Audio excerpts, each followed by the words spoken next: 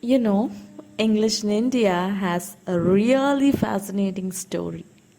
It's not just a subject we study in school, it's something that's deeply tied to our history, politics, and identity. So, picture this. It all started way back when the British came to trade. In 1600, the East India Company got its charter. That was just about business.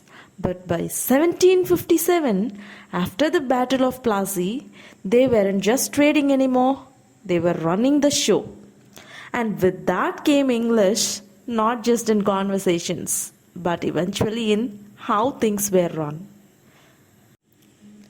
At first, English was mainly for administration.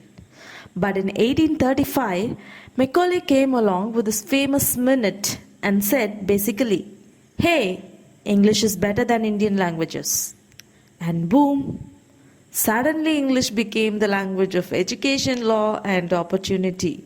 Then came Wood's Dispatch in 1854, which really formalized things.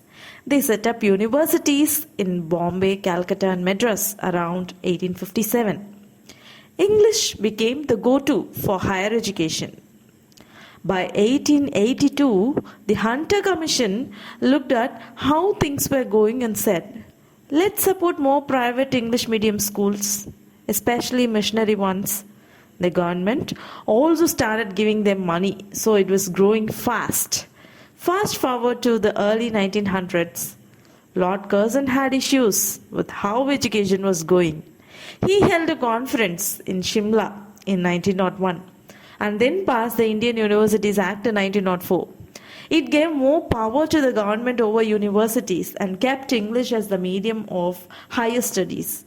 Then came the Sadler Commission between 1917 and 1919.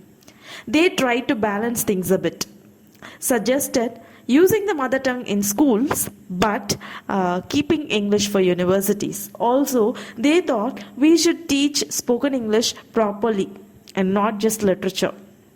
Even then, students were struggling with English. So, the Hattor Committee in 1929 said, we need better English teaching in schools to prepare students for college. During World War II in 1944, the Sargent Report proposed a universal education plan. It said kids should learn in their mother tongue first and not jump into English too early. By the time we became a republic in 1950, the constitution made Hindi the official language, but English could stay for 15 more years until 1965. People in non-Hindi states got really nervous about this. In 1956, a language commission suggested replacing English with Hindi gradually. But that didn't go over well in places like Tamil Nadu. To calm things down, in 1960, President Rajendra Prasad issued an order promising that English would still be used for official work, exams, and wherever Hindi wouldn't work. Then, in 1963, the government passed the Official Languages Act, saying English may continue after 1965. But that word, may, worried people. What if it didn't? So, by 1965, protests erupted, especially in Tamil Nadu. There were riots, strikes, and a lot of unrest. People genuinely feared that Hindi would replace English completely. To fix this, in 1967, the government passed an amendment saying English shall continue along with Hindi and not just maybe. That made everyone breathe a little easier. Hey, you know what? The history of English in India isn't just about these famous events and acts. Behind every policy, there's a deeper story, like Charles Grant, who pushed early ideas about English education, or Lord Bentinck's letters that influenced Macaulay. If you really want to dive into all these layers, the politics, the philosophy, the people, you should totally check out Raaj Academy.